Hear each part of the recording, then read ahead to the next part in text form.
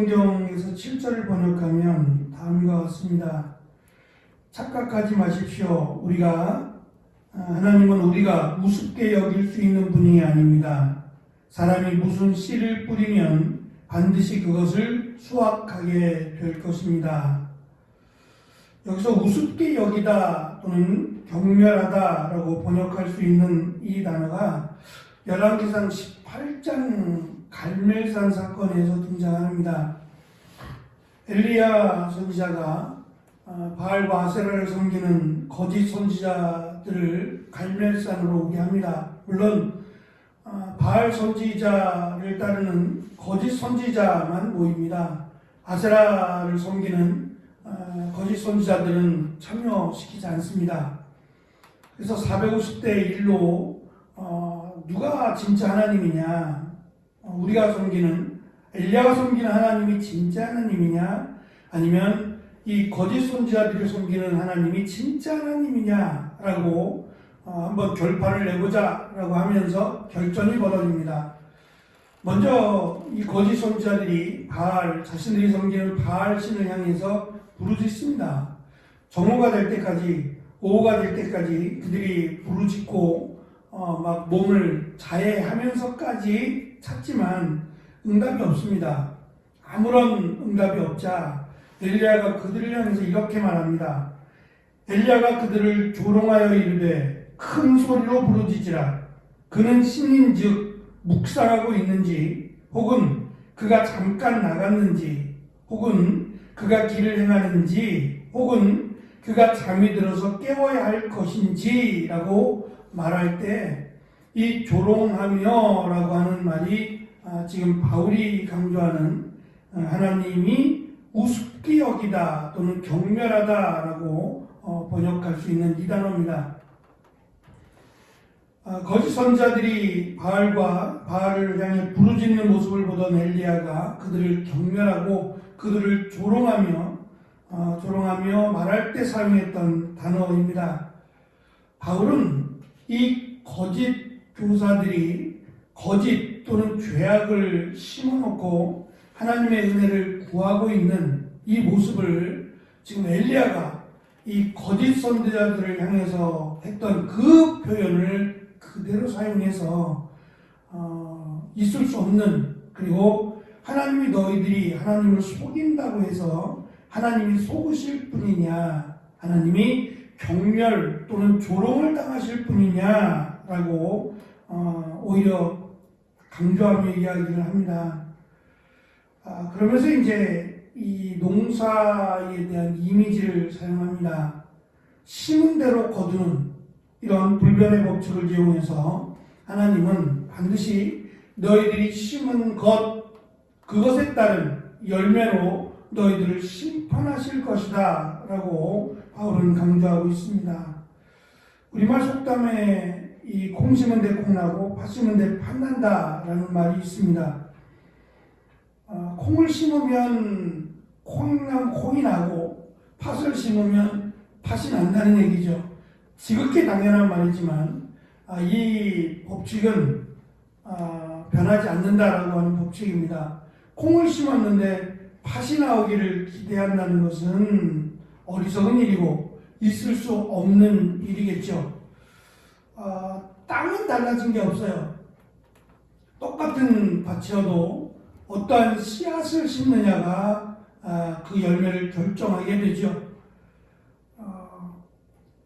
똑같은 그 땅에 사과나무를 심으면 이 달콤새콤한 열매를 맺을 것이고, 쓴나무에 씨앗을 심으면 쓴나무를 맺게 되죠. 그러니까 토양의 문제가 아니라, 토양이 단맛과 쓴맛을 내는 게 아니라 이 무엇을 심느냐라고 하는 그 씨앗이 단맛과 쓴맛을 결정하게 되죠. 바울이 굳이 거짓 교사들이 하나님을 경멸하며 조롱한 것을 땅에 심는 씨로 강조한 이유는, 먼저 이 앞에서 언급한 것처럼 씨는 그냥 단순한 씨가 아니라 복음이라고 하는 예수 그리스도께서 전하신 복음이라고 하는 특별히 이 성령의 열매와 연관된 복음이라고 하는 것을 강조하기 위함이고 또 지금 당장은 드러나지 않습니다. 하지만 시간이 지나면서 이 씨앗이 자라면서 점점 윤곽을 드러낸다라고 하는 것을 강조하기 위함이에요. 그러니까 처음에 씨앗을 심을 때는 그것이 무엇인지 잘 분별하지 못할 수도 있어요. 그래서 예수님께서 이 거짓 선지자들을 분별할 때에 이 분별하는 방법 또는 이 분별해야 함을 강조하시면서 이렇게 말씀하셨습니다. 마태복음 7장 15절부터 20절 말씀인데요. 거짓 선지자들을 삼가라. 양의 옷을 입고 너에게 나아오나 속에는 노략하는 일이라. 그들의 열매로 그들을 알지니 가시나무에서 포도를 또는 엉겅퀴에서 무화과를 따겠느냐. 이와 같이 좋은 나무마다 아름다운 열매를 맺고 못된 나무가 나쁜 열매를 맺나니 좋은 나무가 나쁜 열매를 맺을 수 없고 못된 나무가 아름다운 열매를 맺을 수 없느니라. 아름다운 열매를 맺지 않은 나무마다 찍혀 불에 던져지느니라. 이러므로 그들의 열매로 그들을 알리라 라고 말씀하셨어요. 겉으로 볼 때는 그럴듯하고 양과 같이 느껴질지 모르지만 처음에 그렇게 보이지만 점점 그 본색을 드러내게 된다는 거죠.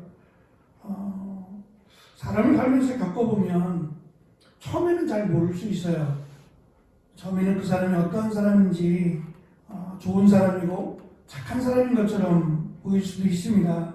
하지만 시간이 지나면서 그에게서 드러나는 이 사소한 부분에서 의심이 갈 만한 내용들을 파악할 수도 있습니다.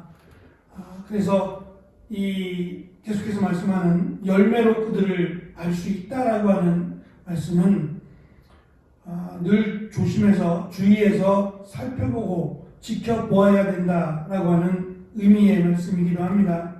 육체의 소욕이라고 하는 것이 당장 드러나지 않을 수 있습니다. 열매의 특징이 그러니까. 하지만 시간이 지나면 반드시 씨앗은 열매를 맺습니다.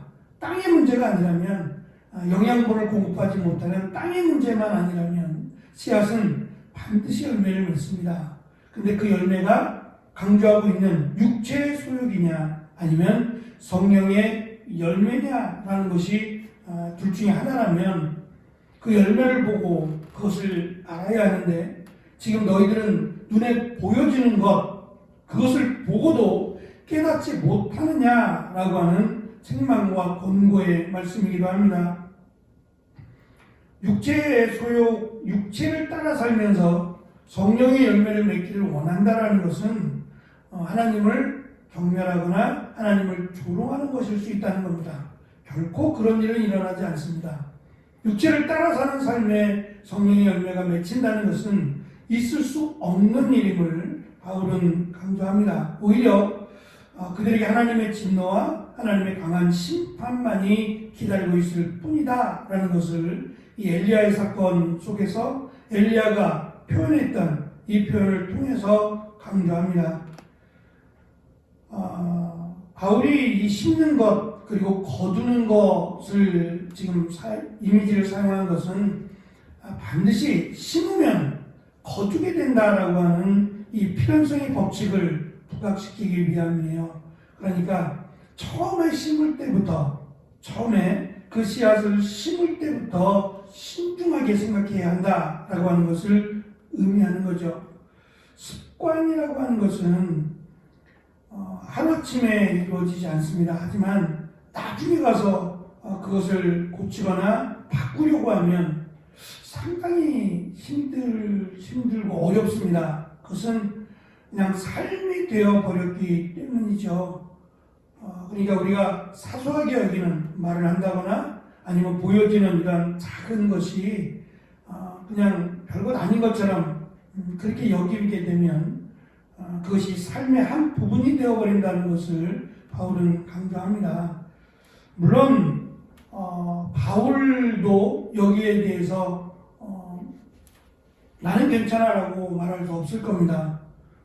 똑같이 우리와 같은 무엇을 보고 생각하고 살아가야 하는 입장에서는 바울 역시도 자신도 자신 있게 말할 수 있는 부분은 아닐 겁니다.